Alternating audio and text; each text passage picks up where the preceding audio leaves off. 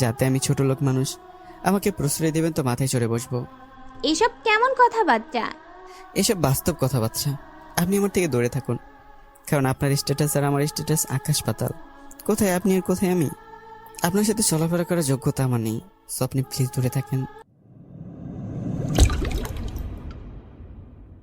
আচ্ছা মা, নিজের মামা বাড়িতে থাকতে হবে, এতে রুম ভাড়াদার কি আছে?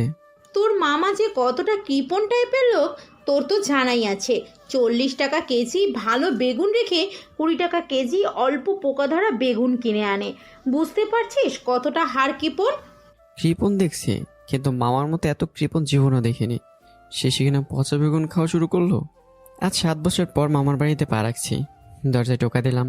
একজন 40 থেকে 45 বছর বয়সী লোক দরজা খুলে মা কোনো কথা না বলে পা ছুঁয়ে সালাম করলো। আমি সালাম দিলাম, তবে দাঁড়িয়ে থেকে দিয়েছি। মাথায় লম্বা ঘোমটা দিয়ে বলে, কেমন আছো মেজো দাদা? সঙ্গে সঙ্গে চোখে মুখে হাসি রেখা ফুটে উঠলো। আমাকে বুকে জড়িয়ে ধরলো। মোটেও এর জন্য আমি প্রস্তুত ছিলাম না। জড়িয়ে ধরে বলে, সেই যে নাক ঘুষি মেরে চলে গেলি আর একটি বারও দেখতে আসলি না কেমন আছি। 7 বছর আগে যখন মা আর মামার ভিতর জমি জমা নিয়ে ঝগড়া হয়, তখন রাগের বসে নাক বরাবর একটা ঘুষিতে মামাকে অজ্ঞান করে দিই। সেদিন আর বাড়িতে ঢোকার সাহসই হয়নি। একটা বন্ধুর বাড়িতেই রাতটা কাটিয়েছিলাম। মামা পা থেকে মাথা পর্যন্ত তাকিয়ে বলল, ছেলে তো অনেক বড় হয়ে গেছে, এখন কি আগের মতো দুষ্টুমি করিস নাকি? কি যে বলো না মেজো দাদা, সোহাগ অনেক ভালো একটা ছেলে, শুধু পড়ালেখায় একটু কাঁচা। বুঝতে পারছি না মা প্রশংসা করছে নাকি মান সম্মান ডোবাতে যাচ্ছে। চিন্তায় মাথায় উকুনগুলো কিলবিল করছে। মাথা চুলকাতে চুলকাতে মার দিকে কট মুটিয়ে চোখ নিয়ে তাকালাম। মা ফিক করে এসে দিল আমার তাকানোতে। মামা পান চিবোতে চিবোতে তখন বলে, শুনলাম ছেলে নাকি গেঞ্জিকা টেঞ্জিকা খাই, মানে শুদ্ধ ভাষায় যাকে গাঁজা বলে আর কি। 32 পেটে দাঁত বের করে খিলখিল করে এসে দিল। লজ্জায় মুখখানা আমার লাল হয়ে গেছে। না পারছি চোখ তুলে তাকাতে, না পারছি কোনো কথার উত্তর দিতে। বুঝতে বাকি রইল না, নাক ফাটানোর প্রতিশোধটাই নিতে যাচ্ছে। তাই নীরবে সহ্য করে যাচ্ছি। মামা ছাগলের মতো বলেই যাচ্ছে। মার দিকে করুণ চোখে তাকালাম। মা হাতের ইশারায় বলল, তুই একটু কন্ট্রোলে থাক, রাখবি না। ওসব খায় না, তবে মাঝে মাঝে 2-1টা সিগারেট খায়। মামার চোখ ছানা বড় হয়ে যায়। বলিস কি সিগারেট খাই, অথচ তুই কিছু বলিস না? বাড়ি অসভ্য হয়ে গেছে তোর ছেলে, একটু চোখে চোখে রাখতে হবে। আহ মেজো দাদা, বকছো কেন? বাচ্চা মানুষ বোঝে কম, বুঝালেই সব বুঝবে। এই বুড়া নাতার ছেলেকে বাচ্চা বলিস? বিয়ে দিলে তো নিজেই 3 বাচ্চার বাপ হয়ে যাবে। হা হা হা হা হা। মেজো দাদা, হয়েছে হয়েছে, আর বলবো না। মজার জন্য দুঃখিত। এই ধরনের চাবি দোতলার রুমটা এখন থেকে তোরদের। মামা ভারী গলায় ডাকলো, মা তাঞ্জু, একটু নিচে আসো। আমি ভাবতে থাকলাম, এই তাঞ্জুটাকে, নামটা কেমন যেন চেনা চেনা লাগছে, যেন অনেক বছর আগে কখনো শুনেছিলাম। রূপে গুণে ভরপুর, চুলগুলো খোপা করে বেনি বেঁধেছে। বিধাতা যে এত সুন্দর বস্তু বানাতে পারে, সেটা মেয়েকে না দেখলে বুঝতাম না। মামা যে মা বলে ডাকলো, তার মানে কি এটাই আমার নানি? এমন যুবতী নানি কিভাবে সম্ভব? নানা কি আরেকটা বিয়ে করেছিল নাকি? আমি একটু জোকেই মেয়েটার পাশে সালাম করতে যাব, তখন আমাকে টেনে তুললো। টকবকানো জলাময়ের মতো চোখ, আগুনের কুণ্ডের মতো বিস্ফোরণ হচ্ছে। ভয় ঢোক গেলাম। কানে ব্যথা লাগছে, অথচ বলার মতো কোনো ভাষায় আমি মুখ দিয়ে উচ্চারণ করতে পারছি না। সোহাগ সালাম করছিস কেন? এটা তাঞ্জু, তোর সঙ্গে ছোটবেলা যে মেয়েটা খেলা করতো, এই সেই মেয়ে। কিন্তু মামা যে বললো মা, তার মানে তো এটা আমার নানি, সেটাই বোঝা যাচ্ছে। আমি যেমন তোকে বাবা পাগল বলে ডাকি, তেমনি তোর মামাও তার মেয়েকে আদর করে মা ডাকে। বোকা ছেলে, এখনো বুঝ জ্ঞান হলো না। মা কথাগুলো বলে একটুখানি হাসলো। আপু আমার কানটা ছাড়ুন, ব্যথা লাগছে তো। তানু একটা হাত কোমরে রেখে বলে, বেশ হয়েছে, কান টেনে ধরেছে। তোকে তো মেরেই ফেলতাম আমি। এতদিন পর আমাদের কথা মনে হলো তোর? এই 7টা বছরে একটিবারও কল দেওয়ার কথা ভাবিসনি? নাম্বার ছিল না আপু, তুমি তো আমাকে নাম্বার দাওনি। অনেক চাইছি, দাওনি। এখন থেকে প্রতিদিনই ঘুম থেকে উঠে তার সামনে নামের হাজিরা দেব, প্রমিস। কান ছেড়ে দিয়ে অন্য মাথায় দিয়ে মাকে সালাম করলো। আমি ব্যাগটা হাতে নিতে মামা বলল, তাঞ্জু, ওদের 2টা দেখিয়ে দিয়ে আসো। সব থেকে বড় এবং সবচেয়ে রুম 2টা দেখাবে। 32টা দাঁত কপাটি দিয়ে হো হো করে এসে দিল মামা। কি বিশ্রী হাসি দিতে পারে মাইরি। মামা না হলে আরেকটাবার ঘুষি দিয়ে দাঁত ভেঙে দিতাম। তানু, ছোট করে তানু ডাকি। হাত থেকে ব্যাগগুলো কেড়ে নিয়ে বলে, রাগ, তোর এসব নিতে হবে না। এতটা ভারী ব্যাগ তুই সহ্য করতে পারবি না, বাচ্চা মানুষ। ডানার টান দিতে তাঞ্জু ধবাস করে পড়ে গেল। আমাদের দিকে তাকিয়ে বলল, আপনার চিন্তা করতে হবে না আন্টি, আমি এক ব্যাগ নিতে পারবো, প্রতিদিন 1 গ্লাস দুধ খাই। ব্যাগ তোলার খুব চেষ্টা করছে তানু, কিন্তু পারছে না, চোখ মুখ লাল হয়ে যাচ্ছে। হা করে এসে দিয়ে বললাম, বাচ্চা মানুষের কাজ বাচ্চাকে করতে দিলে খুশি হব। আপু, আপনার তো কষ্ট করার কি দরকার? তারপর রুম দেখিয়ে দিল। মার রুম আগে থেকে গোছানো ছিল, অবশ্য তানু ছাড়া কেউ করেনি, কারণ মেয়েরা এপারে রুম পরিষ্কারের কাজ পারফেক্টভাবে করতে। আমার রুমে এসে দপাস করে খাটে শুয়ে হাঁপ ছাড়লো। ব্যাগগুলো এক কোনায় রেখে স্যান্ডো গেঞ্জি খুলছিলাম, তখন তানুর চোখের দিকে চোখ যায়। লোভানো দৃষ্টিতে আমার শরীরের দিকে তাকিয়ে আছে। বজ্জাত মায়া। এবার একটু রেগে গেলাম। এরম থেকে বের হয়ে যান। কাপড় বদলানোর দেখাটা কি ভদ্রমেয়েদের কাজ? আপনি আমার রুমে কি করছেন? হ্যাঁ, বাহ, তুই তাহলে অনেক বড় হয়ে গেছিস দেখছি। কেন, ছোটবেলার যখন আমার সঙ্গেই গোসল করতি তখন তো এরকম রাখতি না? লজ্জায় মুখ লাল হয়ে কুঁচকে গেছে। তখন আমরা ছোট ছিলাম আপু। এসব মনে করে দিয়ে কি লজ্জা দেওয়ার চেষ্টা করছেন? 18 বছরের নিচে সবাই শিশু, তার মানে তুই এখন বড় হয়ে গেছিস? এখন আমার 2-3 বছরের ছোট। লজ্জায় কোনোভাবে হাত টেনে ধরে বাইরে পাঠিয়ে দিলাম। এবার যেন একটা হাফ ছেড়ে বাঁচলাম। কিছুক্ষণ রেস্ট নিয়ে ছাদে উঠে দাঁড়ালাম। মায়ের হাতে ধরা পড়ার আওতার বাইরে। মা নিচে রান্নার কাজে ব্যস্ত। পকেটে হাত ঢুকে দিয়ে দিশলাই আর একটা সিগারেটের প্যাকেট বের করলাম। রাস্তার মাঝপথে নিয়েছিলাম, কিন্তু মা পাশে থাকার জন্য খেতে পারেনি। মনটাও কেমন যেন সিগারেট করছিল। ছাদের এক কোণে দাঁড়িয়ে সিগারেট ঠোঁটে রেখে আগুন লাগালাম। শোক টান দিচ্ছি। হঠাৎ পাশ থেকে মেয়েলি কণ্ঠে কেউ একজন বলল, কে রে ওখানে ধোয়া খাচ্ছে? তাহলে কি মা সিগারেট খেতে দেখে ফেলেছে? হঠাৎ এমন একটা ডাকে ভয় পেয়ে পুরো শরীর ঝাঁকুনি দিয়ে উঠল। ভয় পেয়ে পাশের ছাদে তাকালাম। পাশের ছাদ বলতে মাঝখানে একটা 3 ইঞ্চির দেয়াল। এবার আগের থেকে ভয়টা আরও দ্বিগুণ হয়ে গেল। তানজু আপু তাহলে সব দেখে ফেলেছে। আমার আর রক্ষা নেই। মাকে নিশ্চয় বলে দেবে যে ডেঞ্জারাস মেয়েরে বাবা। কান্না কান্না ভাব হয়ে গেছে নিজের ভেতর। মার ভয় দেখালে কেঁদে দেওয়ার মতো অবস্থা, যে কোনো সময় কেঁদে দিতে পারি। দিয়াশলাই আর সিগারেটের প্যাক অটোমেটিক পিছনের দিকে চলে গেল। আমার দিকে রাগি চোখে তাকিয়ে আছে। ভয়ে গলা শুকে কাঠ হয়ে গেছে। এমন সময় পানি পেলে গলাটা একটু ভিজে নেওয়া যেত। হুট করে ধমকানি দিয়ে বলে, এসব ছাইপাস কবে থেকে খাওয়া শিখলি? না মানে খুই না তো, আমি কিছু খাচ্ছিলাম না, সেটা আপনার চোখের ভুল। তাহলে পিঠের পিছনে হাত লুকিয়ে রাখছিস কেন? কি আছে বের কর বলছি। বুঝি না মেয়েরা সিগারেট খাওয়া কেন পছন্দ করে না। সামান্য সিগারেট তো খাচ্ছিলাম, এতে রাগার কি আছে? সিগারেট খেয়েছি, গাঁজা তো নয়। ওই, কি ভাবছিস? না তো কিছু না আপু, আপনি অকারণে আমাকে সন্দেহ করছেন। অকারণে মানে? আমি নিজের চোখে তোকে সিগারেটে আগুন লাগাতে দেখেছি, এখন মিথ্যা বলা হচ্ছে তাই না? এমন গুছিয়ে মিথ্যা বলা কোথায় শিখলি? বিলিভ মি আপু, আমি মিথ্যা বলছি না। তোর চেহারার সাথে সিগারেট শব্দটাও শুনতে খারাপ লাগে। তোকে তো ভদ্র ভেবেছিলাম, কেন খাস এসব? এবার সিগারেট সত্যিই লাগালাম, কয়েকটা শোক টান দিলাম। শেখা হয়েছে আপু, প্রথম প্রেম ছিল, তাই আবেগের বসে 2-3টা টান দিতে দিতে অভ্যাস হয়ে গেছে। এখন এটা না খেলে নিঃশ্বাস নিতে কষ্ট হয়। আমি কিন্তু প্রেম টেম করি না, শেখা খাইছি, এটা মিথ্যে বললাম। আমাকে দেখ। প্রতিবারই তো দেখি অনেক সুন্দর দেখতে আপনাকে, তবুও বারবার দেখতে ইচ্ছে করে। বুদ্ধু, সেটা বলিনি আমি, বলতেছি আমাকে দেখে কিছু শিখতেও পারিস। 10 বার স্যাকা খাইছি, তবুও হার মানিনি, প্রেম করার চেষ্টা করেই যাচ্ছি। মাথাটা চক্কর দিয়ে উঠলো। বলে কি মেয়েটা 10টা জায়গা খাইছে, তবুও প্রেম করতে চাচ্ছে? আজব মেয়ে মাইরি। হ্যাঁ, 10টা শেখা। কিন্তু দুর্ভাগ্যের জন্য একটাও প্রেম হলো না, সব আমার টাকলো বাপের জন্য। কিভাবে যেন জেনে যাই প্রেম করতেছি। এসব প্রেম ভালোবাসা না করলেই নয় কি? স্বাধীনভাবে জীবনযাপন করুন, না থাকবে গার্লফ্রেন্ড বয়ফ্রেন্ডের হুকুম, একদম ফ্রি, যখন যেটা খুশি করুন। বুঝবি না রে, প্রেমের ভেতর একটা ফিলিংস থাকে, বুঝলি? তুই তো হাবাগোপা, এসবের কি বুঝিস? সেজন্য 10টা জায়গা খাইনি। হাবা গবা হলে কি আর 10টা জায়গা খাইতাম নাকি? কি বললি? রাগি লোকে? কই না তো, কিছুই বলিনি, শুধু বলা মন থেকে ছেলে সব কিছুই সম্ভব। আচ্ছা, তুই আমার সঙ্গে প্রেম করবি? খুব মজা হবে, দেখবি। প্লিজ প্লিজ না করিস না। কাজিনদের ভেতর রিলেশন করতে নেই, এতে আত্মীয়দের ভেতর ফাটল ধরে, 2টা পরিবারের সম্পর্ক নষ্ট হয়ে যায়। 10টা করে আবার আসছে আমার সাথে করতে। কিচ্ছু হবে না, সব ব্যবস্থা আমি করিয়ে দিব।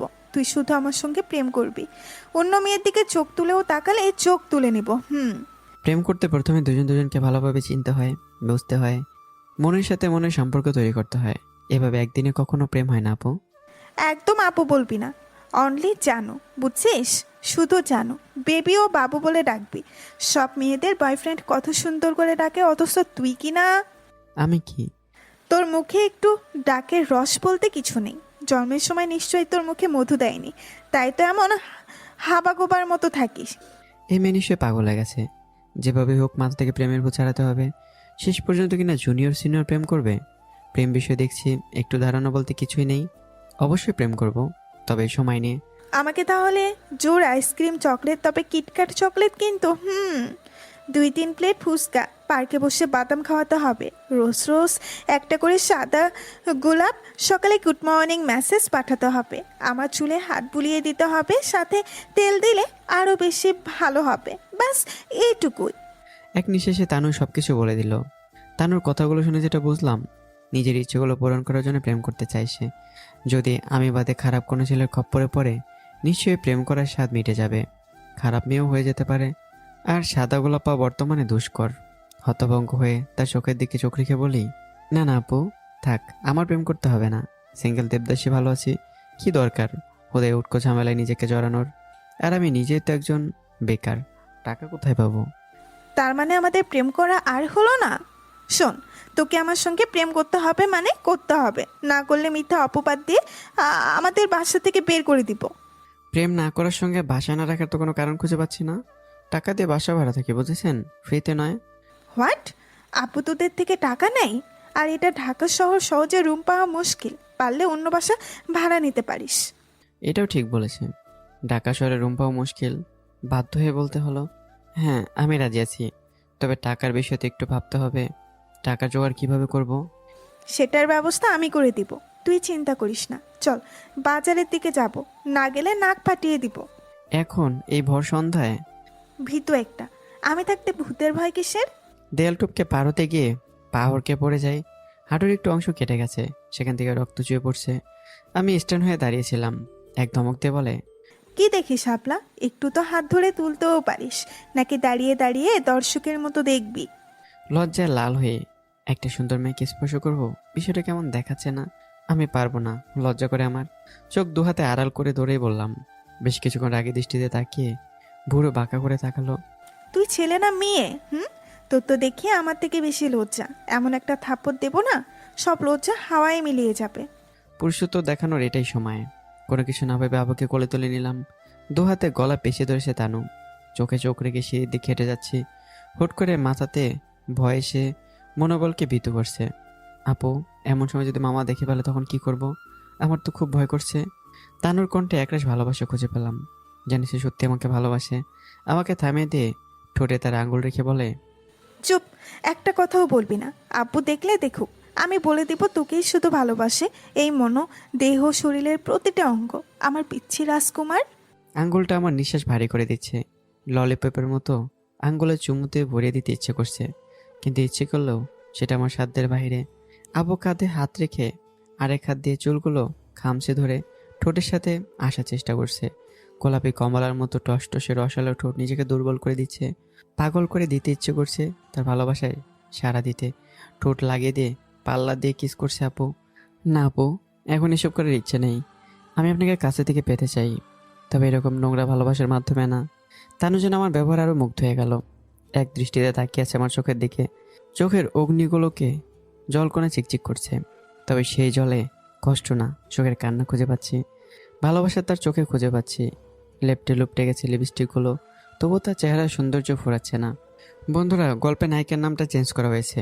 তানজুর পরিবর্তে নীলা দেওয়া হয়েছে। নীলাকে রুমে ঢুকে খাটের একটা কোণে দাঁড়িয়ে শুয়ে দিলাম। কোমরের নিচ থেকে ডান হাত দিতেই আমার শাটেল কলার চেপে ধরলো। তার ঠোঁট বরাবর আমার চেহারা। চোখ বন্ধ করে আমার কলার টানতে টানতে বুকের সঙ্গে জড়িয়ে ধরার চেষ্টা করছে। কোমর ঝাঁকিয়ে বুকের সঙ্গে মিশে নিল। ঠোঁট কামড়ে ধরলো। কোনো শব্দ বেরোচ্ছিল না, শুধু শব্দটাই বেরোচ্ছিল।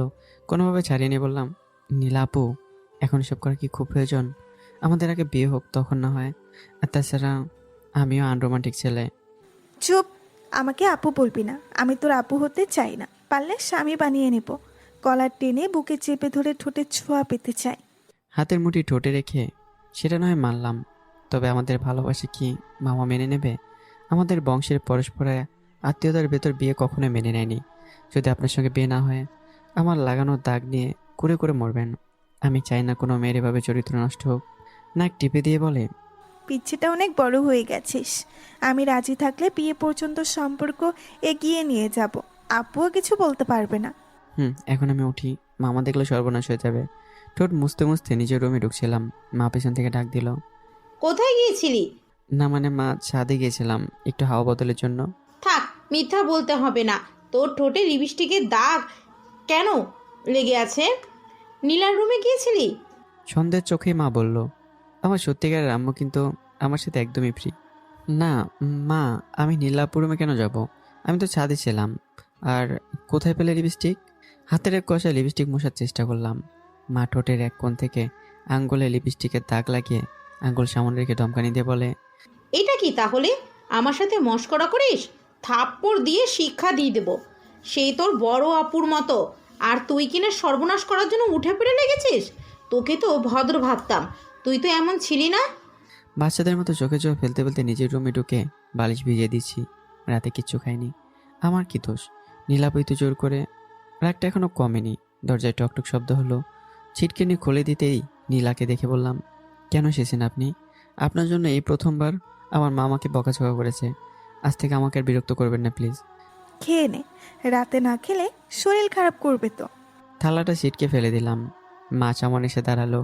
নীলা মাকে জড়িয়ে ধরে মায়া কান্না শুরু করে দিল। নীলার মাথায় হাত বুলিয়ে দিয়ে বলে, আমি জানতাম না তুই আমার ছেলেকে এত ভালোবাসিস। কেন তোরা একে অন্যকে ভালোবাসলি? জানিস না আমাদের বংশ নিজেদের ভিতর বিয়ে করা অপরাধ? বিশ্বাস করো ছোট মামনি, আমি সোহাগকে ছোট থেকেই অনেক ভালোবাসি। ওকে অনেক বোঝানোর চেষ্টা করছি, কিন্তু বোঝেনি। সম্পূর্ণ ঘটনাটা শুনে আমি অবাক হয়ে গেলাম। মা থালা ভরে আবারও নিয়ে এলো আর বলল, মিঠু দাদা, এইসব যেন না জানে। আমার ছেলেটা যেন কোনো ক্ষতি না হয়। পৃথিবীতে আপন বলতে ছেলেটাই আছে। আমি খাটে পা তুলে আরামে বসলাম। নীলা আমার সামনে বসে ডাল ভাত আমার মুখের সামনে ধরে হা করতে বলল। আমি ভুরু বাঁকা করে বললাম, হাত ধুয়েছিলেন? সাবান দিয়ে পরিষ্কারভাবে 2 বার হাত ধুয়েছি, তোকে নিজ হাতে খাওয়ানোর জন্য। এবার বড় করে একটা হাকর দেখি। আপনি অনেক কিপটা বুঝলেন। কেন? আমার আব্বুর মতো মোটেও কিপটা না। কিপটা হলে তোকে সব ভালোবাসা একদিনেই উজাড় করে দিতাম না। কিন্তু তুই তো ভালোবাসার অক্ষরও বুঝিস না। উহ, ডাল ভাত ভালো লাগে না, মাংস হলে ভালো হতো। এসব কেউ খাওয়ায় নাকি? এনেছি তো, ফ্রিজে তুলে রেখেছিলাম, তুই আসলে খাওয়াবো সেই জন্য। এবার খুশি তো? টিফিন বক্স খুলে দেখালো। সম্পূর্ণ দিয়েন না, মার জন্য নিয়ে যাব। আমাকে কখনো ভালোবাসলি না জানিস। তোকে নিয়ে কত স্বপ্ন দেখি। আমাকে নিজ হাতে খাওয়া। নীলাকে আর কিছু বলতে দিলাম না। মুখে এক টুকরো মাংস তুলে দিলাম। আমার দিকে এক মনে ধ্যানমগ্ন হয়ে তাকিয়ে আছে। তুড়ি দিয়ে বলি, খালি পেটেই থাকবো নাকি? মুখ তো ব্যথা হয়ে গেল হা করে থাকতে থাকতে। ও হ্যাঁ, সরি, মনে ছিল না। নীলা খাইয়ে দিয়ে চলে গেল। রাতে ঘুমানোর সময় কখনো ছিটকিনি লাগাইনি। কারেন্ট চলে গেলে দরজা দিয়ে হালকা হলেও একটুখানি বাতাস আসে। জানালা পর্দা সরিয়ে দিতেই সকালে মিষ্টির উদ্দেশ্যে চোখের সামনে পড়লো। ঝাপসা ঝাপসা চোখ, চোখ মুখ কসলাতে কসলাতে সামনের দিকে তাকালাম। একটা সদ্য গোসল করা মেয়ে আমার সামনে দাঁড়িয়ে আছে। পরনে সবুজ পাড়ির শাড়ি, চোখের কোণে কাজল টেনে দেওয়া, চুল থেকে পানি চুয়ে পড়ছে, হলুদ রঙের ব্লাউজ। আমি প্রেমে পড়ে যাচ্ছে মেয়েটার।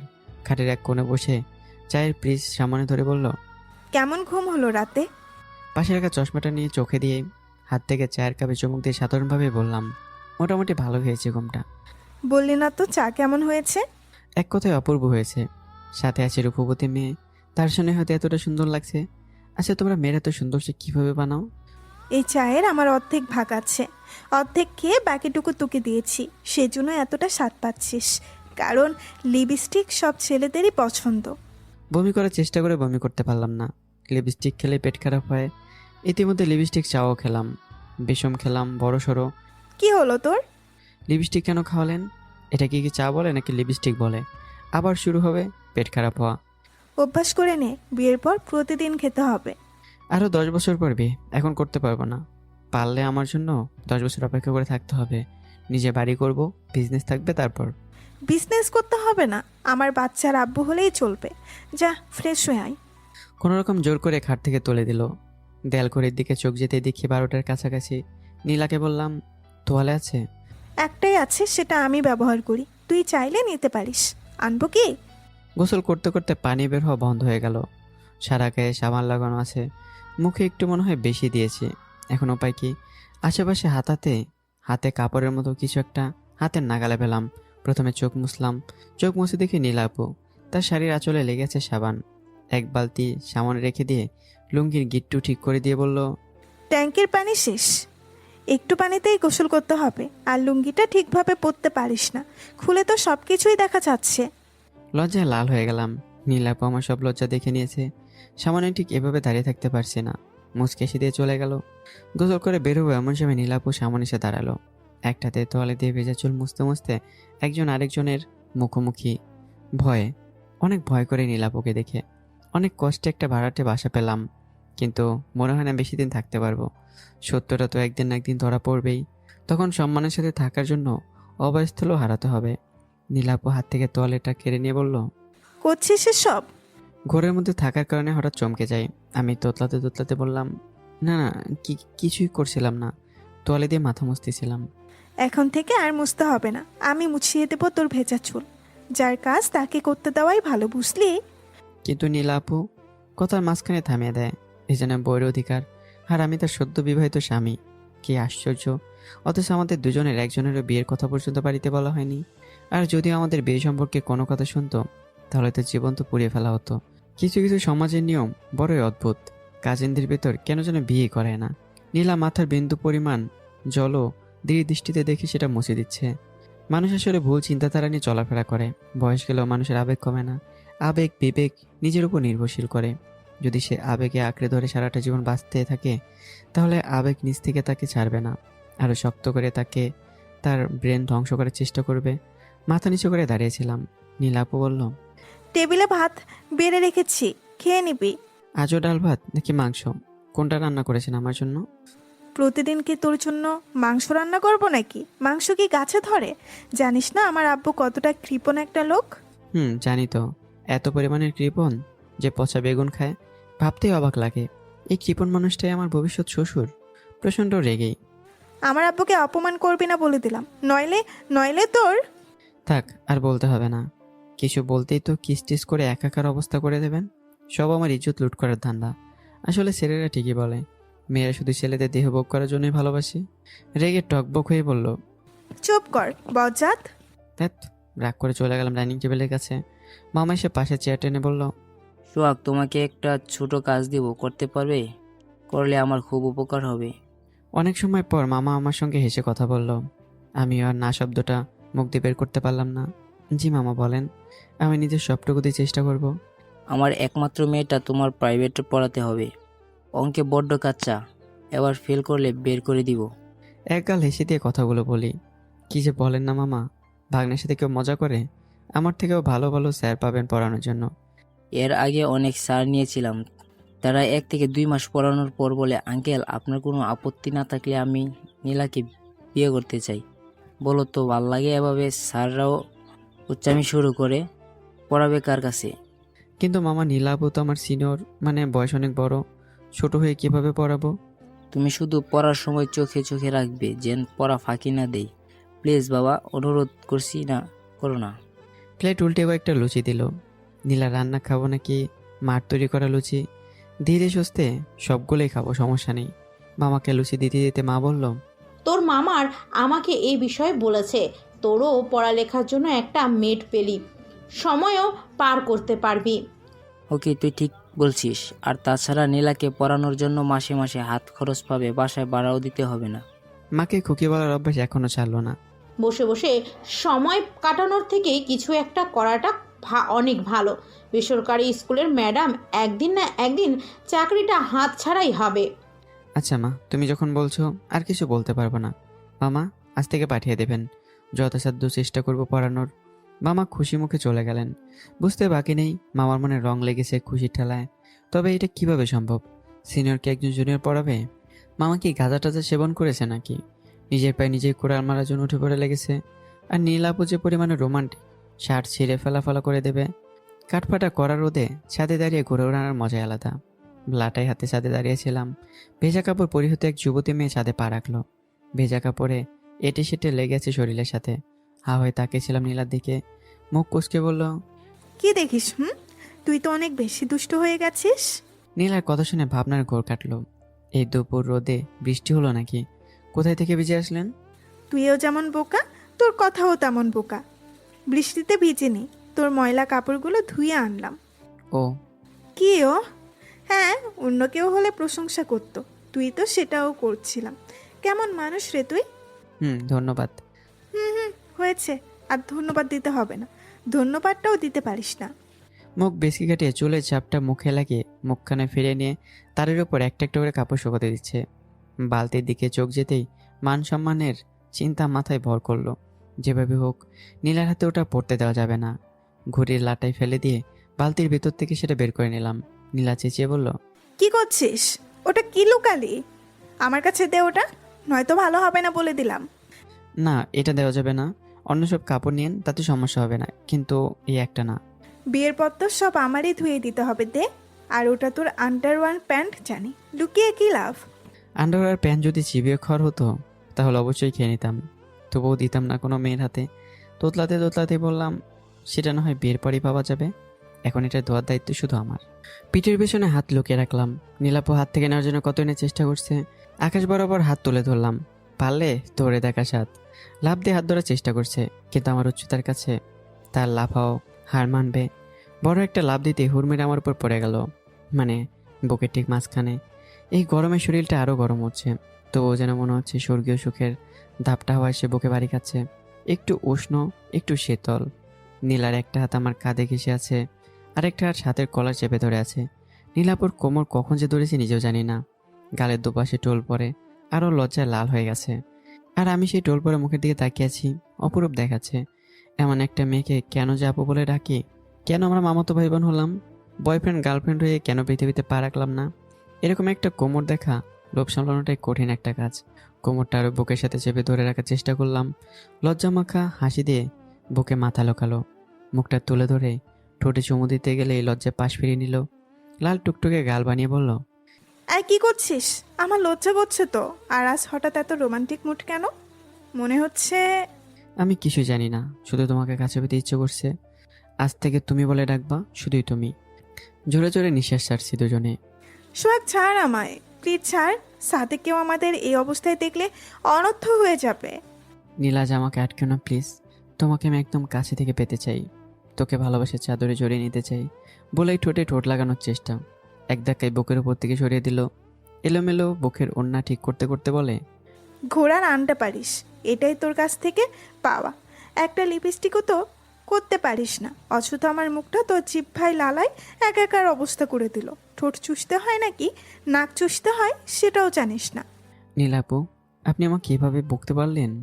ওরে বাবুটা, কাঁদে না, আস্তে আস্তে সব শিখিয়ে দেব। আর শোন, সন্ধ্যায় আমি বই নিয়ে তোর রুমে পড়তে যাব, তখন শিখিয়ে দিব, ঠিক আছে? সন্ধ্যা হতে এখনো কয়েক মিনিট বাকি আছে। ধীরে ধীরে আশপাশটা অন্ধকারে ছেয়ে যাচ্ছে। কাঠের দরজাটা একটুখানি খুলে রেখে দিছি। তাকে দেখলাম না, নীলাপু এখন আসতেছে না কেন। কিছুক্ষণ বইয়ের দিকে মনোযোগ দেওয়ার ব্যর্থ চেষ্টা করলাম। দরজা খোলার বিকট শব্দ হলো, পুরাতন দরজা হলে যেমন হয় আর কি।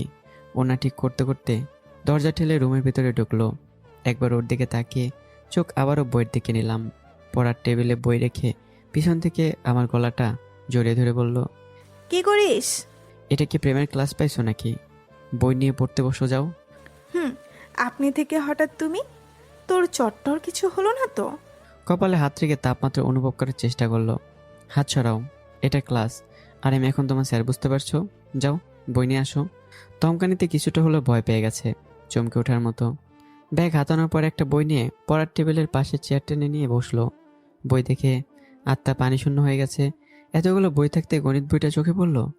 একটু ভোরু বাঁকা করে বললাম, অন্য কোনো বই নেই? স্যার, অন্য সব বই আনতে ভুলে গেছি। কেন, গণিত পড়ালে সমস্যা কি? গণিত? আমি কি গণিতে স্যার নাকি?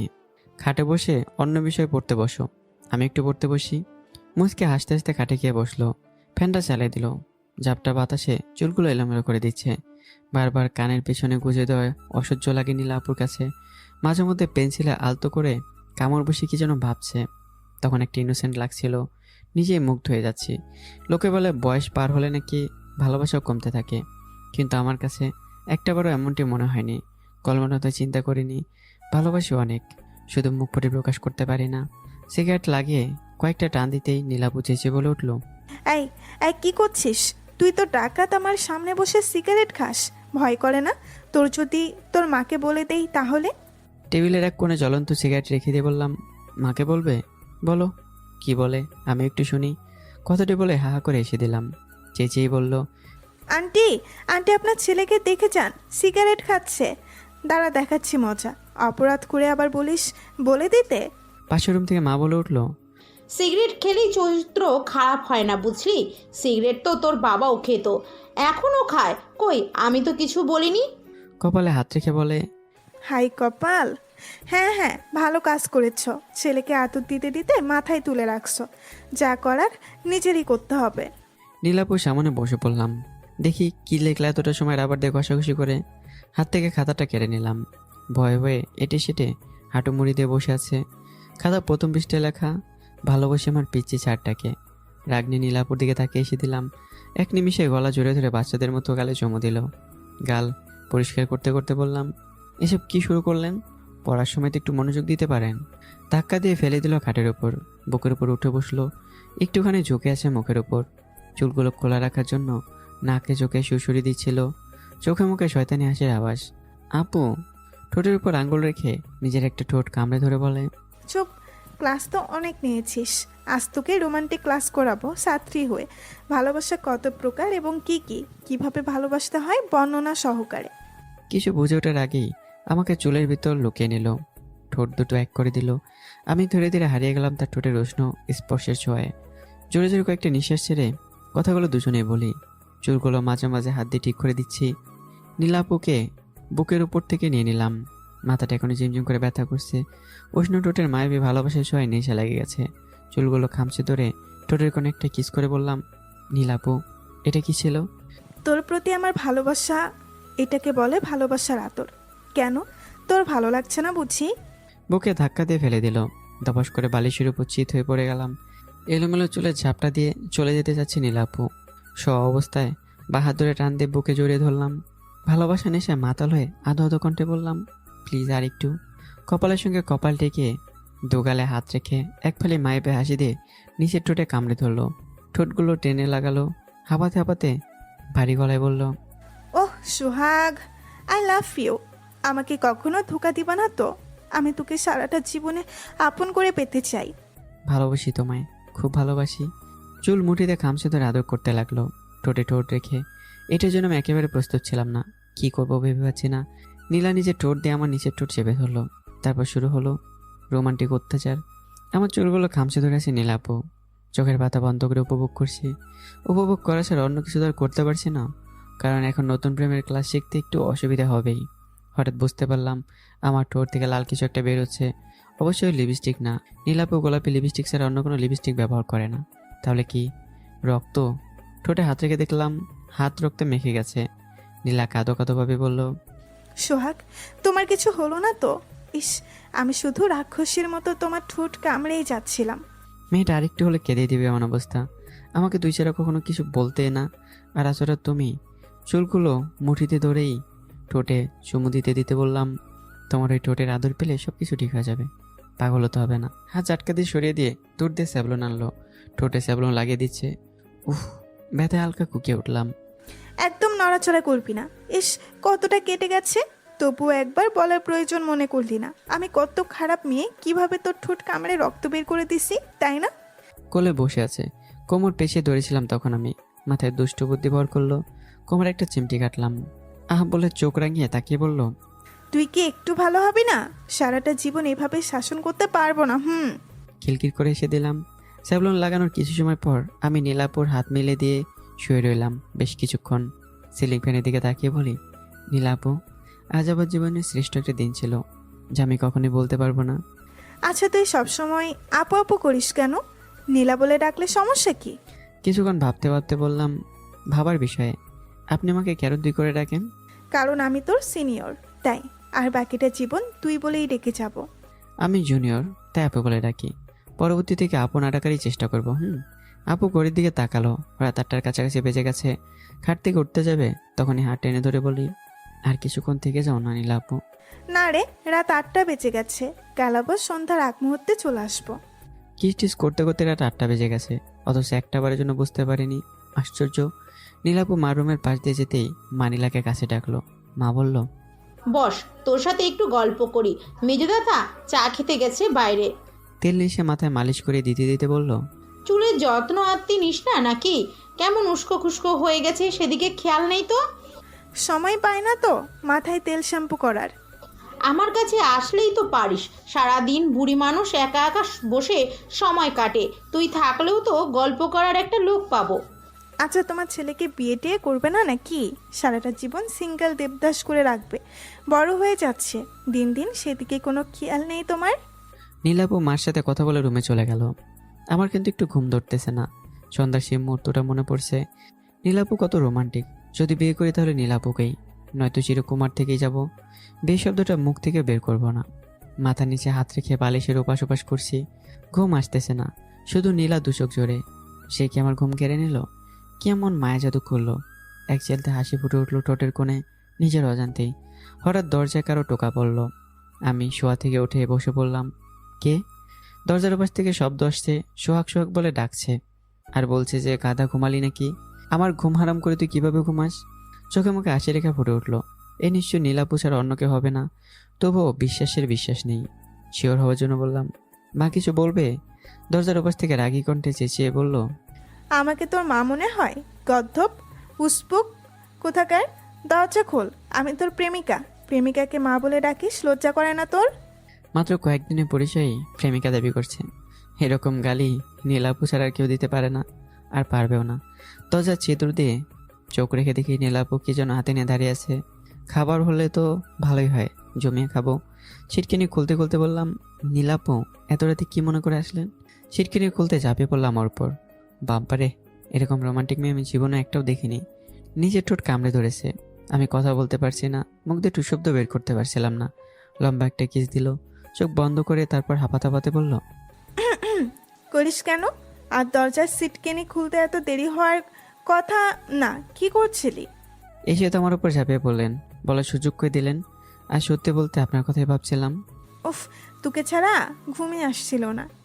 একা একা আর কতদিন? বিয়েটা করলেই তো পারিস। চল ঘুমাই। একটা মেয়ে মানুষের সাথে রাত পার করবো? বিয়ের আগে সব ভালো না। মাঝখানে কোলবালিশটা রেখে ঘুমানোর ভান করলাম। নীলাপু গভীর ঘুমে মগ্ন। একটা চাদর আর বালিশ নিয়ে ফ্লোরে ঘুমিয়ে পড়লাম। দেখতে খুব সুন্দর হলেও নাক ডাকার অভ্যাসটা পছন্দ হলো না। বিয়ের পর সব ঠিক হয়ে যাবে। মাঝরাতে ঘুম ভেঙে গেল। প্রচণ্ড জোরে হিসু। কি বদ অভ্যাস, মাঝরাতেই কেন পেতে হবে? নীলাপুকে বাধ্য হয়ে ডাকতে হলো। আপু, ইয়া পড়ো না। চোখ মুখ ডলতে ডলতে আমার দিকে মৃদু হেসে বলল, আসো বুকে আসো শোনা। ঘুম আসতেছে না বুঝি? আমাকে জড়িয়ে ধরলে ঘুম এমনিতেই আসবে। আসো। ঘুমন্ত কণ্ঠে বলল। রোমান্টিকের বোধ যায়নি নীলার। আপু, আমার পাইছে খুব জোরে। আমারও খুবই ভালোবাসা পাইতে ইচ্ছে করছে। হিসু পাইছে আপু, হিসু। টেবিল ল্যাম্পের কাছে হাতাতে হাতাতে একটা হ্যান্ড টর্চ লাইট নিয়ে বলল, চল। খুশির ঠালায় মনের মধ্যে রঙের ছিটা লাগছে। নীলাপু, আপনি অনেক ভালো। বিয়ে আমি আপনাকেই করব, যদি করি। কারণ আমার মাঝরাতে বাথরুমে যেতে ভয় করে। নীলাপুর মনে একটু রাগ হলো না, বরঞ্চ খুশি হয়েছে। আমি নীলাপুকে শুধু জীবনসঙ্গী হিসেবে চাই না, তাকে আমি সারাটা জীবনের জন্য বাথরুমে যাওয়ার জন্য হলেও লাইট ধরার দায়িত্ব দিতে চাই। লাভ ইউ আপু। তুই ভেতরে যা, আমি দরজার কাছে দাঁড়িয়ে আছি। বুঝলেন আপু, দিনের আলোতে একটু ভূতের ভয় করে না, রাতে যতটুকু ভয়। এই বুড়া বয়সেও তোর ভূতে ভয় করে? বড় হবে কি করে? যাই হোক, তোকে যখন ভালোই বেসেছি, ভূতের ভয় দূর করার জন্য উপায় ঠিকই আছে। যা করার তাড়াতাড়ি করে নে। নীলাপুকে জড়িয়ে ধরলাম। সে বলল, কি করছিস ছাড় বলছি। বাবা আপু, আপনি তো বললেন যা করার করে নে তাড়াতাড়ি। রুমে আয়। আপু, একা রেখে যায় না, ভয় করে। হাতটা চেপে ধরল নীলাপু। সত্যি এমন একজন মানুষ বা ভাগ্যের ব্যাপার। বলছিলাম সাথে থাকতে, আর সে আমার ভয় দূর করার জন্য হাতটাই শক্ত করে চেপে ধরলো। আমার দিকে না তাকিয়ে বলল, ভয় করিস না, আমি আছি। আর আমি থাকতে ভূত তো দূরের কথা, পেতনিও ধারে কাছে আসবে না। মেয়ে সব কিছুর ভাগ দিলেও মনের মানুষটার ভাগ কাউকে দিতে চায় না। যেমন নীলাপু একটা উদাহরণ। ফ্লোরে ঘুমাতেই নীলাপু চেঁচিয়ে বলল, কি করছিস? নিচে কেন ঘুমাচ্ছিস?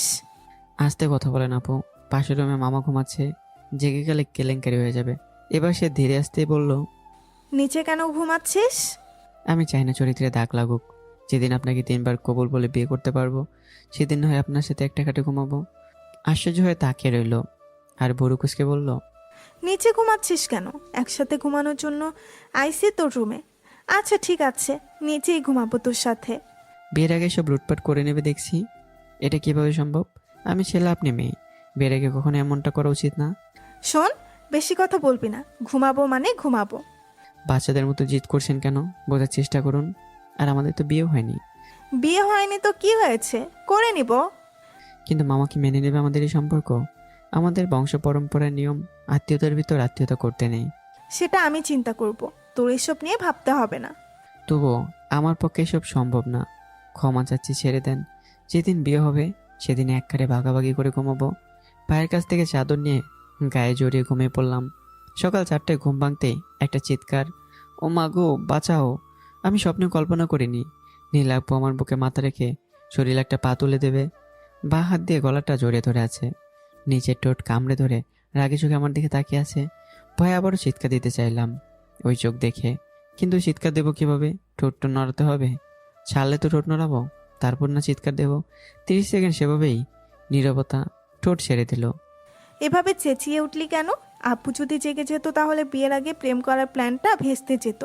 আজকে এই বিয়ে নামের সর্বনাশ হয়তো প্রায়। সবুর কর, কিছুদিন আগে চুটিয়ে প্রেম করি, তারপরে বিয়ে। হাবাতে হাবাতে এক নিঃশ্বাসে সব বলল।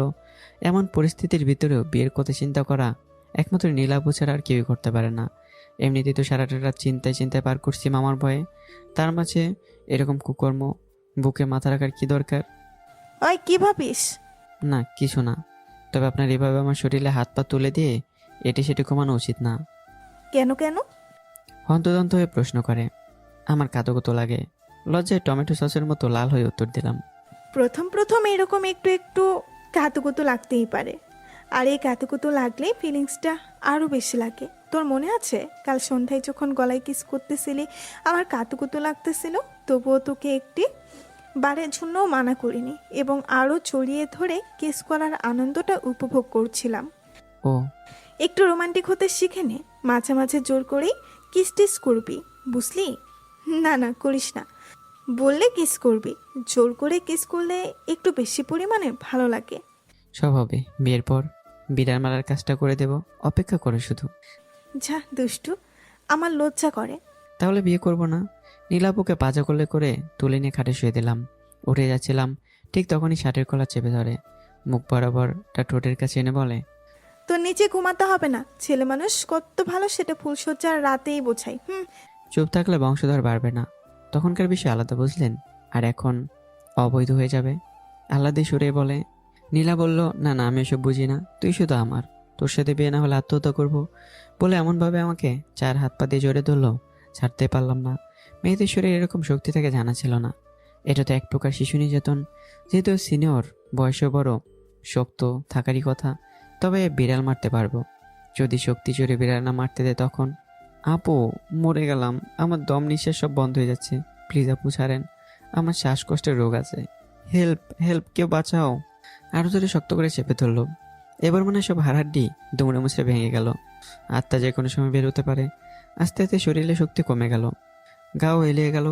বেশি কথা বললে এক চুমা দিয়ে মেরে ফেলবো, বেয়াদব ছেলে কোথাকার।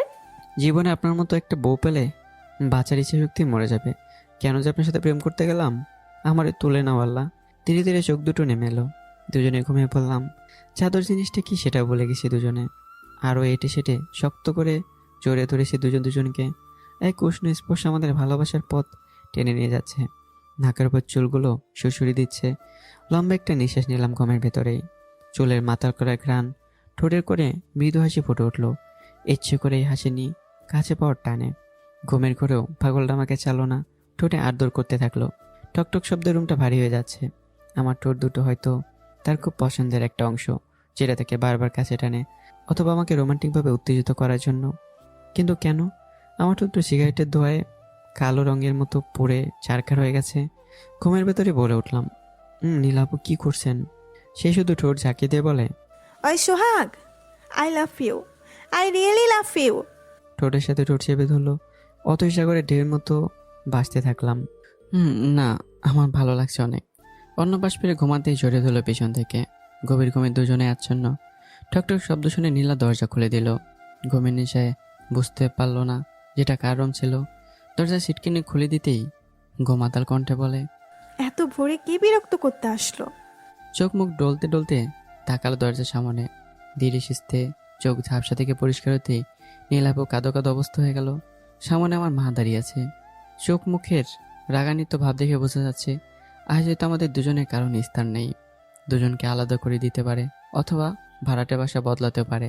নীলাপু বাচ্চাদের মতো কেঁদে দিল। মা রাগ নিয়ে বলে, তোদের কি একটু লজ্জা করলো না বিয়ের আগে এক খাটে ঘুমানোর? থাক, আমাকে আর আন্টি বলে ডাকতে হবে না। নীলাপু আতকে আতকে কথা বলে, আ আ তুই কি আমার ছোট ছেলেটাকে মেরে ফেলতে চাস? তোর বাবা এই এলাকার একজন মুরব্বী, সবাই তাকে সম্মান করে, তার কথায় সবাই উঠে আর বসে। মা আঁচল মুখে চেপে ধরে কেঁদে দিয়ে বলে। নীলাপু কাঁদতে কাঁদতে চলে যায়। সারা বেলা কাঁদে নীলা। ঘুম থেকে উঠে দেখি পাশে নীলাপু নেই। মৃদু হেসে বললাম, পাগলিটা পাগলি থেকে গেল। সকাল হইতে নিজের রুমে দৌড়, অথচ রাতে কত রোমান্টিক। মা উঠোনে বসে লাউ কাটছে। ব্রাশ করতে করতে সেখানে দাঁড়াতে মা বলল, আবেগের বসে কোনো ভুল কাজ করিস না, যেটা করলে আমার মান সম্মান থাকবে না। মার কথার মানে কিছু বুঝলাম না।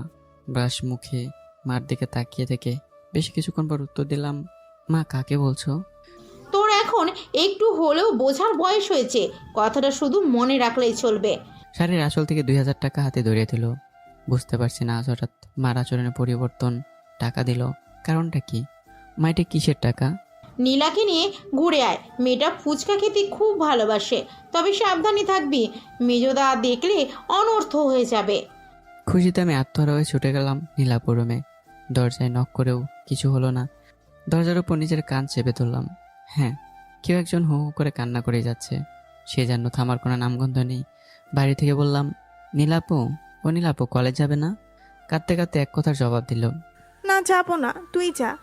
সত্যি আপু, আমাদের আজ কিন্তু শেষ দেখা। ভাড়াটে বাসা বদলাতে হচ্ছে। শেষবারের মতো দেখাও করবে না? দরজা খুলে সোজা এসে আমার বুকে জড়িয়ে ধরে কেঁদে দিল। অতঃপর চোখের জল ফেলতে ফেলতে বলে, তুই আমাকে ছাড়া থাকতে পারবি?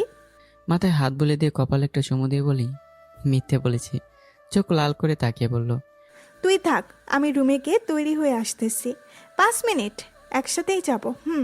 প্রায় 1 ঘন্টা হয়ে গেল, কিন্তু 5 মিনিট শেষ হবার নামগন্ধই নেই। দাঁড়িয়ে থাকতে থাকতে পা ব্যথা হয়ে গেছে। বিরক্ত হয়ে নীলাপুকে বলি, আমি চলে গেলাম আপু, লেট হয়ে যাচ্ছে। এত দেরি হলে ক্লাস করতে পারবো না। থাম, আসতেছি। হিজাব মেকআপ নিয়ে পরিমাণের মতো সুন্দর হয়ে আমার সামনে দাঁড়িয়ে নাচতে নাচতে বলল, দেখ তো কেমন লাগছে দেখতে আমাকে। একটা কথা বলি আপু, মন খারাপ করবে না তো? বল। আর সব সময় আপু আপু বলে ডাকবি না, আমার শুনতে খারাপ লাগে। ঠিক আছে, ডাকবো না। তবে গালে হাত দিয়ে ভাবতে থাকলাম, তবে কি? আপনাকে মেকআপ ছাড়াই সুন্দর লাগে। এত মেকআপ না দিলেও পারতেন। বেশি কথা বলিস না, চল। বলে হাত ধরে টানতে টানতে নিয়ে গেল। রিক্সার পাশাপাশি বসে আছি। প্রচুর গরম লাগছে। গরম লাগার কারণটা হলো নীলা। হাতের ভেতর হাত ঢুকিয়ে এটে সেটে পাশাপাশি বসে আছি। আর মাঝে মাঝে রাস্তায় ভিড় থাকলে রিক্সার জায়গা নিতে ভয় পাওয়ার অজুহাত দিয়ে জড়িয়ে ধরছে। ছাড়তেই চাইছে না জড়িয়ে ধরলে। আচ্ছা আপু, রিক্সাওয়ালা একজন মুরব্বী, তার সামনে এভাবে জড়িয়ে ধরলে লজ্জা করে না একটু? রিক্সাওয়ালা খিলখিল করে এসে দিল। আমি আশ্চর্য হয়ে বললাম, চাচা মিয়া, হাসার কারণটা কি জানতে পারি? করেন আর করে দুটোর মধ্যে পার্থক্য হলো বড় আর ছোট। বড়দের আপনি বলা হয় আর ছোটদের তুমি। তো তার মানে বৌমা তোমার বয়সে বড়? দুজনে হাসতে শুরু করে দিল। মাঝখানে আমি লজ্জায় পড়ে পায়ের দিকে মাথা নিচু করে তাকিয়েছিলাম। নীলাপু জোরে গালে হাত দিয়ে বলল, এটা আমার পিচ্ছি পর, অনেক ভালোবেসে দুজনে বিয়ে করেছি। কি আশ্চর্য, নীলাপুকে বিয়ে করলাম কখন? তবুও লোক সমাজে বলে মান সম্মান ডুবাচ্ছে। নীলাপু জাপটে বুকের সাথে জড়িয়ে ধরে আছে। চোখ তুলে তার দিকে তাকাতেই ছেড়ে দিয়ে বলল, তা কি আছিস কেন, রিক্সা ভাড়াতে? আর শোন, বেশি দিবি ভাড়া। রিক্সাওয়ালা প্রশংসা করায় মনে হয় একটু বেশি খুশি হয়েছে নীলাপু। হতাশা ভরা কণ্ঠে বলি, আপু, আমার কাছে তো ভাঙতি টাকা নাই। 1000 টাকার নোট সব পার্স খুলে ভাড়া দিল। যা ভেবেছিলাম তার থেকে একটু বেশি ভাড়া দিয়েছে। নীলাপু আগে আগে হাঁটা ধরলো। দৌড়ে গিয়ে তার পায়ের গতির সাথে নিজেকে মানিয়ে নিয়ে হাঁটতে শুরু করলাম। নীলাপু, কি হলো, রাস্তায় এত কথা বলিস কেন? আপু আপু করে মাথা খাচ্ছিস কেন? অন্য কোনো ডাক কি মুখে আসে না? না মানে আপনাকে কিছু বলার ছিল। বল, তাহলে চুপ করে আছিস কেন? আপনি এতগুলো টাকা কই পাইছেন? পার্সে দেখলাম অনেক টাকা। আব্বুর পকেট থেকে নিছি। বলে চাপা হাসি দিল। মামা কিছু বলেনি আপনাকে? তারপর এতগুলো টাকা? না, বলবে না। আব্বু আমাকে অনেক ভালোবাসে, পরিবারের একমাত্র সন্তান, বকা দেওয়ায় বেশি কিছু বলে না। আর আমার কাছে মাত্র 2,000 টাকা আছে। আপনার কাছে এসব কিছুই না। এতগুলো টাকার কাছে পকেটে হাত দিয়ে একরাশ হতাশার নিঃশ্বাস ছেড়ে কথাগুলো বলি। গাল টেনে বলে, ওরে আমার জুনিয়র প্রেমিক রে, তোর টাকাই আগে খাবো। চলেন, কি খাবেন? তবে লিমিটের বাইরে যাবেন না। বুঝতে পারছেন পকেটে বেশি গরম না। চিন্তা করিস না, আমার পার্সে অনেক টাকা আছে। ফুরে গেলে আমারটা দিয়েও সারাদিন এনজয় করব। হাত ধরে টানতে টানতে ফুচকার দোকানে বসালো। বাহ, চমৎকার। নীলাপুর উপর যেটা বিশ্বাস ছিল তাই। ফুচকা পাগলি একটা মেয়ে। বুঝি না জিনিসটাকে কি মজা পায় মেয়েরা। তুই ফুচকা খাবি নাকি চটপটি? হঠাৎ করে নীলাপুর কথা শুনে হুঁশ ফেলল। ও হ্যাঁ, আমাদের তো কলেজে যাওয়ার কথা ছিল। রাখ তোর কলেজ, একদিন না গেলে কিছুই হবে না। অনেক বছর পর তোকে নিয়ে একটু ঘুরতে আসলাম, কোথায় একটু এটা সেটা তুলে খাওয়াবে তা না। কি খাবি বল? পানি, পানি দাও, মরে গেলাম গো। ফুচকলা গ্লাসে পানি ভরার আগেই নীলাপু মাথাটা চেপে ধরে ঠোঁটে ঠোঁট লাগিয়ে দিল। নোনতা নোনতা টক ঝাল মিষ্টি লিপস্টিকের স্বাদ ফুচকা খাওয়ার জন্যই হয়েছে। আমার মনটা চাচ্ছে ঠোঁটটা ছিঁড়ে ফেলি। এক কথায় জাস্ট ওয়াও। লাইফে জাস্ট ফার্স্ট টাইম এরকম অদ্ভুত সাথে লিপস্টিক জীবনেও পাইনি। পানি হাতে উসবুকের মতো সামনে দাঁড়িয়ে আছে ফুচকাওয়ালা। বা হাত দিয়ে মুখটা ঘুরিয়ে দিয়ে হাঁ করে থাকা মুখটা বন্ধ করে দিলাম। দুজনে হাঁপাতে লাগলাম। ঠোঁটটা একটু জ্বালা পোড়া করছে, তবু অনেক মজা পেয়েছি। নীলাপু মিষ্টি দিয়ে তাকালো। ফুচকাওয়ালার টাকা দিয়ে কিছুক্ষণ পর পার্কের উদ্দেশ্যে হাঁটতে লাগলাম। নীলাপুর হাতে একটা পপকর্নের প্যাকেট। রাস্তায় নিয়েছে, কেন নিয়েছে জানা নেই। পার্কে বসতেই বলল, তোর মাথাটা আমার কোলে রাখ। কেন? রাখ না, দেখবি ভালো লাগবে। প্রেম করার যে ফিলিংসটা আছে সেটা কেমন বুঝতে পারবি। নীলাপুর করে মাথা রাখতে শরীরটা কেঁপে উঠলো। এই প্রথম কারো পরস্পরের কোলে মাথা রাখার অনুভূতিটা অন্যরকম। পপকর্ন একটা একটা করে মুখে পুড়ে দিচ্ছে। সন্ধ্যার আলো ঘনিয়ে এসেছে, একটু একটু শীতলও করছে। পাশে ভালোবাসার প্রাণ প্রিয়তমা নীলাপু। এই জীবনে আর কি চাই যদি সে থাকে, আর না থাকলে জীবনটা বৃথা। মাথায় হালকা হাত বোলাতে বোলাতে বলে, জানিস তোকে নিয়ে কত স্বপ্ন দেখি আমি। আন্টি আব্বুর মাঝে যখন সয় সম্পত্তি নিয়ে ঝগড়া হয়, তোরা অন্য শহরে চলে যাস। আমি অনেক কেঁদেছিলাম, খেলার সাথে হারালাম ভেবে। কপালে কিস করলো একটা। এখন তো কোনো চিন্তা নেই, আমি এসে গেছি। রাত হয়ে আসার আগেই সেখান থেকে উঠে বাড়ির দিকে হাঁটতে লাগলাম। হাতটা নীলাপুই ধরে আছে, এমনভাবে ধরে আছে যেন আমরা পাড়িয়ে বিয়ে করতে যাচ্ছি।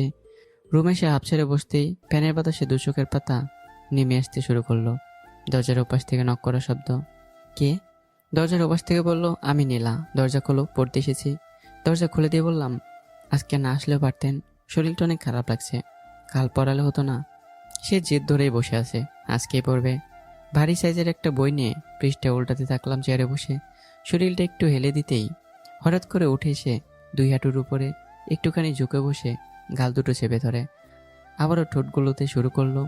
পুরাতন দরজা খুলে ফ্লোরে পড়ে গেল। সম্ভবত মামা লাথি মেরেছে। দরজার সামনে দাঁড়িয়ে চোখ বড় বড় করে আছে। মামা চোখ দিয়ে যেন আগুন ঝরছে। কি করছিস কি? আমার মেয়েটাকে পড়ানোর নাম করে এভাবে নষ্টামি করছিস? বিশ্বাসঘাতক। নীলাপু সামনে দাঁড়িয়ে বলে, আব্বু, ওর কোনো দোষ নেই। আমি সোহাগকে প্রেমের প্রস্তাব দিয়েছি, প্লিজ তুমি সোহাগকে তাড়িয়ে দিও না। কান্নায় লুটিয়ে পড়ে মামার পায়ের কাছে। মামার তো বোন, তোর এসব কি করলি? তোরা ভাবতেও লজ্জা করছে। সন্ধ্যায় হাত ধরে হাঁটতে দেখে তোদের উপর আমার সন্দেহ হয়েছে। তোর জন্য যে পাত্র পছন্দ করেছি তার সাথে তো তোর বিয়ে। কিন্তু আব্বু, আমি সোহাগকে। কথার মাঝখানে থামিয়ে দিয়ে বলে, ভালোবাসিস তাই তো ভুলে যা, সহজ ব্যাপার।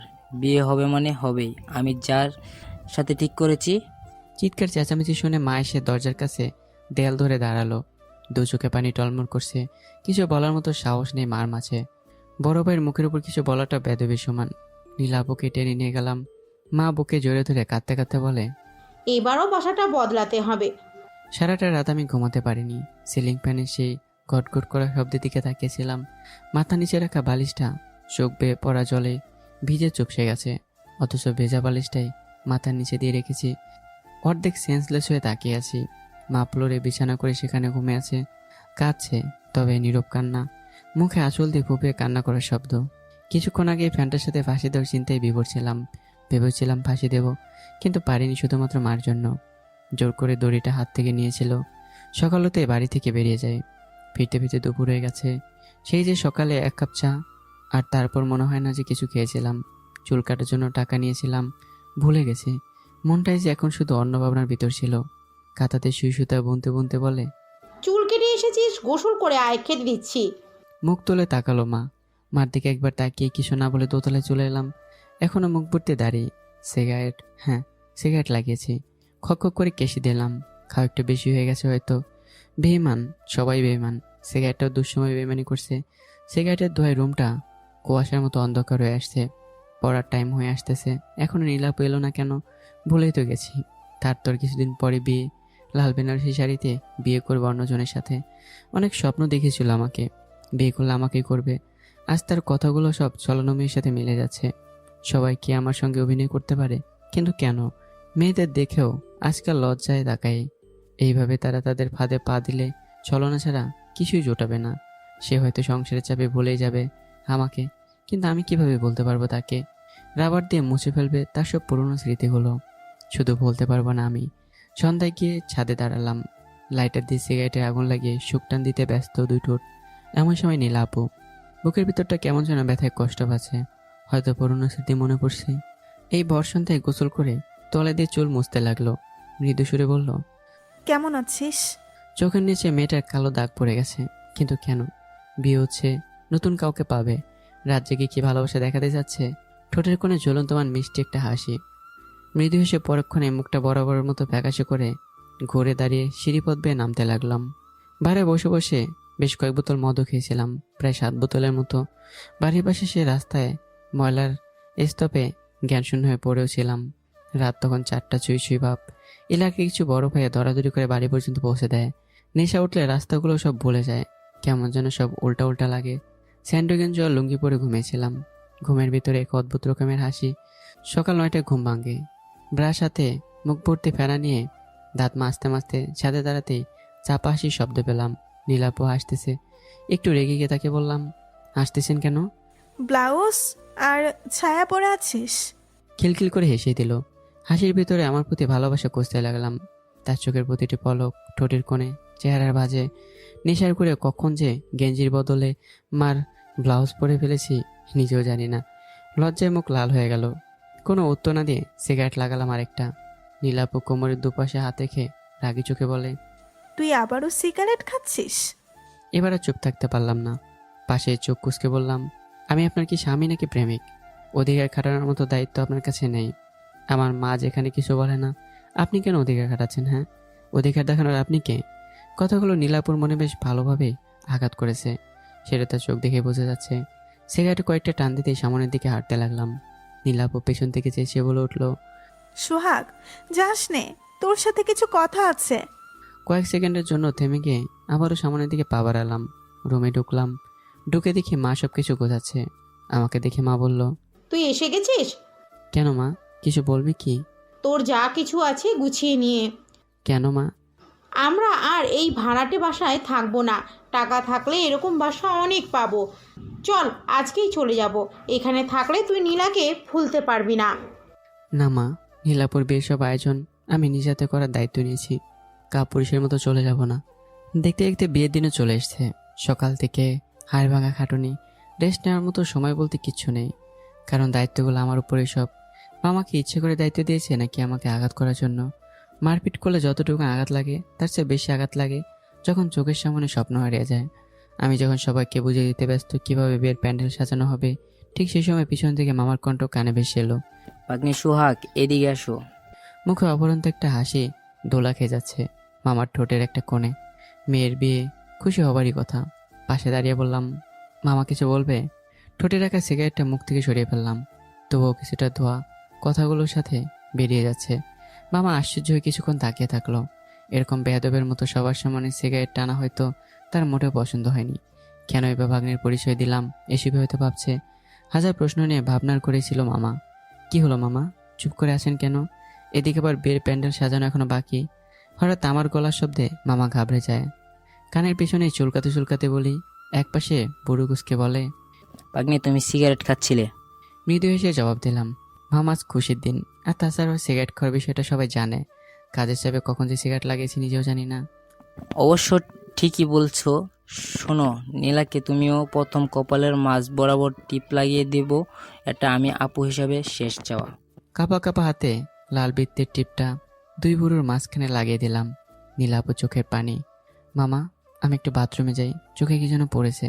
সিগারেট টানতে টানতে বাথরুমে ঢুকে গেলাম। চোখে পানিতে নিজেকে কন্ট্রোল করার চেষ্টা করলাম, শুধু একটা দিনের জন্যই। তারপরে বাসা বদলাবো। আর কয়েক ঘন্টা পরে নীলাপুর বিয়ে। সহ্য করতে পারবো না নিজের চোখের সামনে বিয়ে দেখার। রাস্তার মোড়ে বসে সিগারেট খাচ্ছিলাম। হঠাৎ পিছনে কেউ হাঁপাতে হাঁপাতে বলে, সিগারেট পরে খাবি। কথাগুলোর ভেতর অন্যরকম একটা রাগী ভাব, আর কণ্ঠটা খুব চেনা চেনা লাগছে, নীলাপুর কণ্ঠের মতো কিছুটা শুনতে। সিগারেটে কয়েকটা টান দিয়ে মুচকে হাসি দিলাম আর হাঁপ ছেড়ে বললাম, সিগারেটের আজকাল দাম বাড়ার সাথে নেশাও বেড়ে গেছে। নেশার করে নীলাপুর কণ্ঠ শুনছি, কাঁধ ধরে উল্টে করে বসালো। আমি আশ্চর্য হয়ে তাকিয়ে চোখ মুখ ডলে দেখলাম, ভুল দেখছি না তো। হাত ধরে টানতে টানতে হনহনিয়ে সাথে করে নিয়ে চলে যাচ্ছে। হাঁটতে হাঁটতে বলি, আপু আপনার তো বিয়ে, রাস্তায় কি করছেন? মামা জানলে তো আপনার রক্ষা নেই। গদ্ধব, উসপুক, মদন, তোর কি মনে হয় আমি এই বিয়েতে রাজি আছি? সাদের সেদিন কত ডাকলাম, শুনলি না? একটা মেয়ে মানুষ হয়ে বিয়ে বাড়ি থেকে একা পালানো কত কষ্টের জানিস? মানে কিছু না, আমরা দুজনে পালাচ্ছি। তাড়াতাড়ি পা চালা, আমাদের খুঁজতে এলো প্রায়। হাতটা চেপে ধরে মাঝ রাস্তাতে দাঁড়িয়ে গেলাম। কিছুক্ষণের জন্য কিছু বিশ্বাস করতে পারছিলাম না। পিছনে মামা এলাকার লোকজনে ছুটে আসছে। কি করব ভেবে পাচ্ছি না। ভাবিস ধরা পড়ার ইচ্ছা আছে নাকি? চল, এখনো সময় আছে, পালিয়ে বিয়ে করে নে। কিন্তু মার কি হবে? না, আমি মাকে ছেড়ে ভেবে যেতে পারবো না। আপনি বরং বিয়েটা করেই নিন, সময় এখনো শেষ হয়নি। ওসব তোর চিন্তা করতে হবে না, তোর থেকে আন্টি বেশি ভালো। আমাদের পালাতে অনেক সাহায্য করেছে। আন্টিকে নানু বাড়িতে পাঠিয়ে দিয়েছি। আব্বু নানুকে দেখে ভয় একটু বেশিই করে। চল পালাই। এবার রাগ উঠে গেল। পালাপালি করছেন কেন? খাবো কি? হ্যাঁ, করবো কি? টাকা নাই, খালি হাতে কেউ পালায় নাকি? মাথায় চাটি মেরে, গদ্ধবকে এমনিই বলি তোকে, গায়ে এতগুলো গয়না, সেটা কি তোর চোখে পড়ে না কানা? ব্যাগেও অনেক টাকা আছে, প্রায় 5 লাখের মতো। বাহ, এবার পালিয়ে হবে মজা। হাতটা চেপে ধরে যতটা পারি জোরে হাঁটার চেষ্টা করছি। শাড়িতে যদিও হাঁটতে অসুবিধা হচ্ছিল। হুট করে একটা চিৎকারের শব্দ। থেমে গিয়ে বললাম, কি হলো পায়ে? হাঁটু ব্যথা করছে? আজকের মধ্যে একটু কষ্ট করো, প্রতিদিন তো পালাতে হবে না। বাবলা গাছের কাঁটা পায়ে ঢুকে গেছে, এখন আমরা পালাবো কিভাবে? মাঝ রাস্তায় বসে ভেবে করে বাচ্চাদের মতো কাঁদতে লাগলো। কোনো কিছু না ভেবে পাঞ্জাবের একটা অংশ ছিঁড়ে কোনোরকম পা বেঁধে তুলেই দৌড়াতে লাগলাম। দৌড়াতে দৌড়াতে বললাম, পায়ে কাঁটা ঢোকার আর সময় পেল না। জুতো পরে আসতে কি হয়েছিল? মুখটা কালো করে বলল, মেকআপ বক্সটা আনতে পারিনি, তাড়াহুড়ায় জুতো কখন পরবো? মেয়েদের এটাই সমস্যা। গলাটা জড়িয়ে ধরে দু হাতে, হায় রে মেয়ে মানুষ এখনো মেকআপ বক্স নিয়ে পড়ে আছে। ওজনের দিক দিয়ে আর বয়সের দিক দিয়ে দুটাতে আমার থেকে বেশি। আপনার ওজন এত কেন? হ্যাঁ আপু, আমি তো হাঁটতেই পারছি না। পাঁচকোলা করে দৌড়াচ্ছি, মাঝে মাঝে দাঁড়িয়ে লম্বা লম্বা নিঃশ্বাস নিচ্ছি, আবার দৌড়। নীলা চাপা হাসি হেসে বলে, তোকে বিয়ে করতে পারবো কি না সেই চিন্তায় বেশি বেশি খেয়ে খেয়ে মোটা হয়ে গেছি। ভেবেছিলাম দৌড়ালে একটু ওজন কমবে, কিন্তু বাবলা গাছের কাঁটা সব প্রাণ পানিতে ভেস্তে দিল। বাহ, কি মেয়ে! জীবনে এরকম কখনো দেখেছি না, সন্দেহ আছে। চিন্তায় ভরে বেশি বেশি খায়। হাঁপাতে হাঁপাতেই কোল থেকে নিয়ে নিলাম। হাত দিয়ে ইশারা করে বলতে লাগলাম, না আমি আর পারবো না এভাবে দৌড়াতে। কান ধরছি, কাউকে নিয়ে পালাবো না আর হেল্পও করবো না। বুড়ো দুটো কুচকে গিয়ে কপালে বাজ পড়ছে। মানে সে আশ্চর্য আমার কথা শুনে, কিন্তু কেন সেটা জানার জন্য একটু আমার আগ্রহ নেই। আমি এখন একটু রেস্ট নিতে চাই। যদি মামা এসে যায় তবুও রেস্টটাকে নেব, তারপর না হয় হয়তো দৌড় দেবো। নীলাপো কাটা ঢোকা পানি এক পায়ে ভর করে দাঁড়িয়ে আছে, তুড়িয়ে বাজিয়ে বলল, তুই না পুরুষ মানুষ, একটা মেয়েকে কোলে তুলে হাতে এতটুকুতেই হাঁপিয়ে গেলি? আপনার কাছে একটু মনে হলো প্রায় 1 ঘন্টা ধরে দৌড়াচ্ছে, আর আপনার ওজন অনেক বেশি। ভুল হয়েছে, কেন যে বড় সিনিয়র আপুর সাথে প্রেম করতে গেলাম। তাহলে এখন আমরা কি করব? হাঁটুতে ভর করে ঝুঁকে থেকে কিছুক্ষণ স্বস্তির নিঃশ্বাস নিয়ে দাঁড়িয়ে হাত ধরলাম। রিক্সাও যাচ্ছে একটা। চাচা মিয়া, বাস স্টপ যাবেন? রিক্সাওয়ালা আমাদের দিকে প্যাডেল মারতে মারতে দাঁড়িয়ে বলল, ভাড়া একটু বেশি দিতে হবে। সে না হয়তো দিব, তাতে সমস্যা নেই, আপনি শুধু একটা হোটেলের ব্যবস্থা করে দিলেই হবে। চাচা আমি আমাদের দিকে পা থেকে মাথা পর্যন্ত তাকালো। নীলাপু আমার হাতটা চেপে ধরে পিছনে দাঁড়ালো। ভয় পেয়েছে হয়তো এরকম তাকানো দেখে। আমি বললাম, কি কি সমস্যা আপনার? ভাড়া দিলেই তোলো নাকি? প্রেমিকাকে নিয়ে হোটেলে মজা করবে? তাহলে কিন্তু আমি নিয়ে যাব না, কারণ আমার এরকম একটা মেয়ে ছিল। চাচা আমি সত্যি কথাটা কি বলবো? আমি যেহেতু চাচা বলে ডেকেছি, বিশ্বাস করুন আমরা দুজন দুজনকে অনেক ভালোবাসি। বিয়ে করার জন্য পালাইছে তাহলে? উঠো ভাড়া দিতে হবে না। নীলাপও হাতের ভেতর হাত ঢুকিয়ে দিয়ে শাড়ির আঁচলে আমাকে জড়িয়ে দিল। রাত বেশি হয়, শীত শীত ভাব। সিনিয়র অপদের সাথে প্রেম করে একটু সুবিধা হলো, এটা যত্নশীল একটু বেশি পরিমাণেরই। খাদে মাথা রেখে পাশাপাশি বসা। তখন চাচা মেয়ে বলল, বুঝলে, তোমাদের মতো আমার মেয়েটাও একজনকে খুব ভালোবাসতো। হঠাৎ চাচার কথায় আকৃষ্ট হলো মন। নীলাপও নড়ে চড়ে বসলো। কার না ভালো লাগে লাভ স্টোরি শুনতে, যদি সেটা বাস্তব জীবনের হয় তাহলে তো কথাই নেই। তারপর কি হলো চাচা? গরিব মানুষ ছিলাম, মেয়ে সুন্দর হওয়ায় অনেক কষ্টে যৌতুক দিয়ে মেয়েকে বিয়ে দেওয়ার ব্যবস্থা করি। কিন্তু চাচা হু হু করে কেঁদে দিল। কিন্তু কি চাচা? বিয়ের রাতে আমার মেয়েটা বিষ খেয়ে আত্মহত্যা করে। শুধু ওর মার জন্য বেঁচে আছি, আর তোমাদের মতো ছেলে মেয়েদের সাহায্য করার জন্য মাঝরাত পর্যন্ত রিক্সা চালায়, যদি কেউ বিপদে পড়ে এই ভেবে। নীলার চোখে পানি। বুঝতে পারলাম কাজে অফিসে নামিয়ে দিয়ে নিজে দাঁড়িয়ে থেকে আমাদের বিয়ে করানোর জন্য প্রমাণ হলো। ফুলের মালা দিয়ে কাজে অফিসে বিয়ে করে নিলাম। চাচা মেয়ের বুদ্ধি শুনে আমরা অবাক হয়ে একে অপরের দিকে তাকালাম। পালানোর পর হোটেল রেস্টুরেন্ট এইসবে বেশি খোঁজ খবর নেওয়া হয়। তোমরা বরং বরং ভাড়া বাসায় থাকো। পরিবেশ ঠান্ডা হলে তারপর তোমাদের বাবা মা নিজে থেকে মেনে নিবে। ভাড়াটে বাসায় রেখে চলে গেল। জোর করে হাতে কিছু টাকা গুঁজে দিয়ে বললাম, চাচির জন্য একটা নতুন শাড়ি আর আপনার জন্য পাঞ্জাবি। না করবেন না, এটা আপনার জামাইয়ের অনুরোধ। নরম গতির বিছানা, ভালোই। আমি 4 হাত পা সরে দিয়ে শান্তিতে ঘুমানোর চেষ্টা করলাম। মামার ভাই এখনো বুক দুকপুক করছে। নীলাপ এসে বলল, গোসল করতে আসতেছি, তুমি থাকো, শরীর ঘেমে জব জব করছে। তুমি? সূর্য কি উল্টো দিকে উঠলো নাকি? গাল টিপে দিয়ে বলে, অভ্যাস তো করে নিতে হবে নাকি? বিয়ে যেহেতু করেই ফেলেছি, চাইলেই আসতে পারো, একসাথে গোসল করব। সোজা সাপটা বলে দিলাম, আমি একটু রেস্ট নিতে চাই।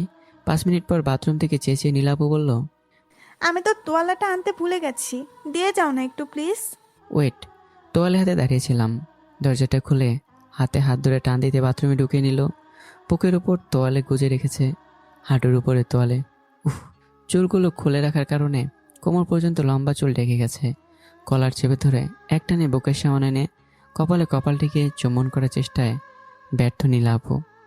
আপু, ফুলসজ্জাটা এখানে না করে বিছানায় করলে হয় না? চুপ, আর নয়। মামা তো ভাই বোন, এখন থেকে আপুও ডাকবে না, শুধু জানটুসি। বউ আর বর, বুঝলে? তোয়ালেটা খুলে ধরতেই চোখ চড়া গাছ। রাতের আলোয় সূর্য দেখা সবার কপালে থাকে না, আর আমার সামনে সূর্যটা দাঁড়িয়ে আছে। চোখ মুখ কষলে আবারও তাকালাম। স্বপ্ন দেখছি না তো? তোয়ালে হাত থেকে ছাড়িয়ে নিয়ে জড়িয়ে তুলল। ঝর্ণা দিয়ে মুষলধারায় পানি ঝরছে আমাদের সমস্ত শরীর জুড়ে। কপালের সিথি বেয়ে পানি বেয়ে পড়ছে নদীর মতো, একে একে বেয়ে যাচ্ছে। দুজনেই ফ্রেশ কিস করতে মগ্ন।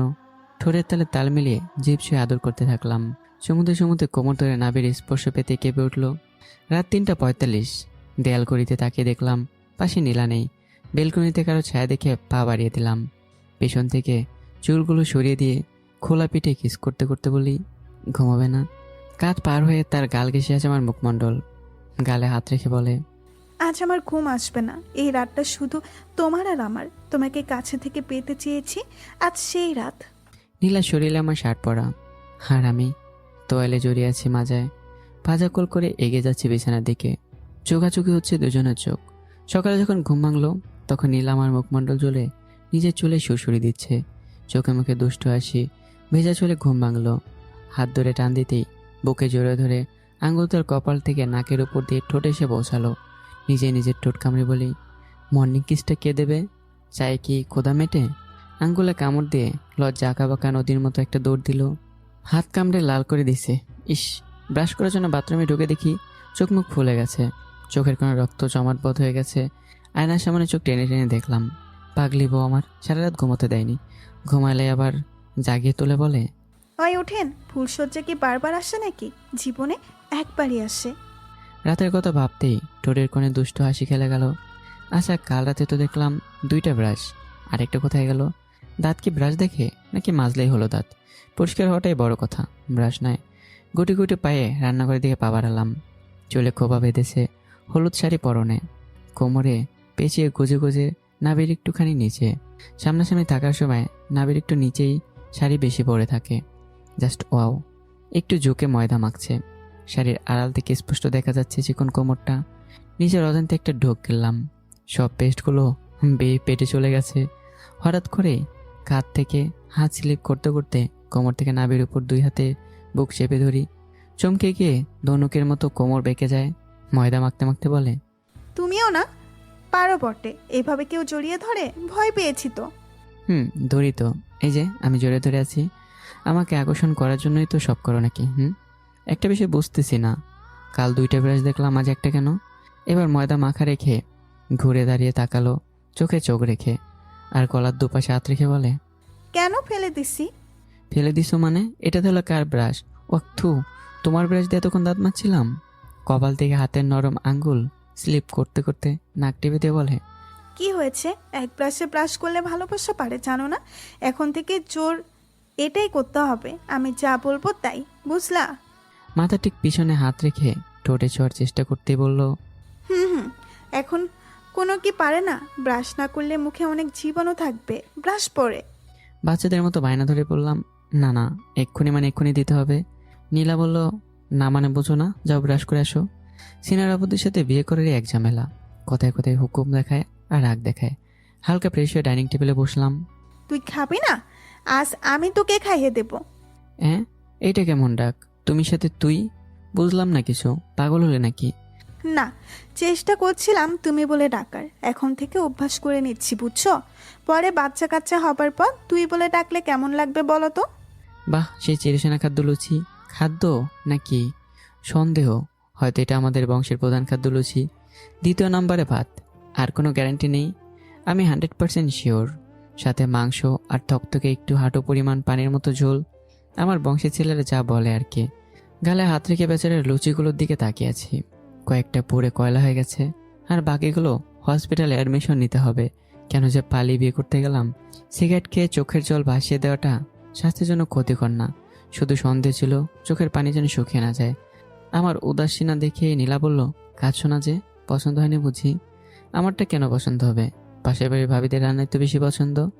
একদিন হয়নি এখানে ভাড়া থাকি, এরই মাঝে সন্দেহ করা শুরু করে দিছো? না না মানে নীলা, তুমি এত সুন্দর রান্না করেছো, আমার তো ইচ্ছে করছে এগুলো না খেয়ে দেয়ালে জুড়ে রাখি, আর সেখানে লেখা থাকবে আমার বউয়ের রান্না। খুশি উৎপন্ন হয়ে বলে, সত্যি? সত্যি, বিশ্বাস করো, দেখি পেট ভরে গেছে। এখন থেকে রোজ লুচি মাংস।